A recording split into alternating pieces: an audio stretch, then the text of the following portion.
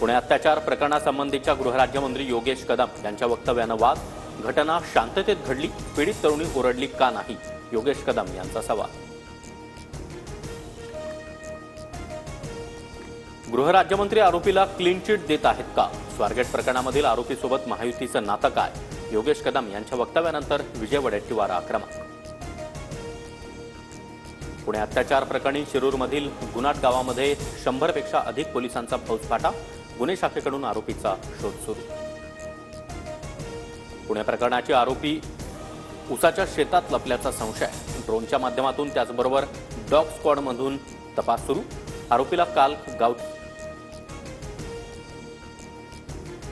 कितीही डुबक्या मारल्या तरी गद्दारीचा शिक्का पुसला जाणार नाही, एकनाथ शिंदेंच्या प्रयागराज दौऱ्यावर उद्धव ठाकरेंची खोचक टीका।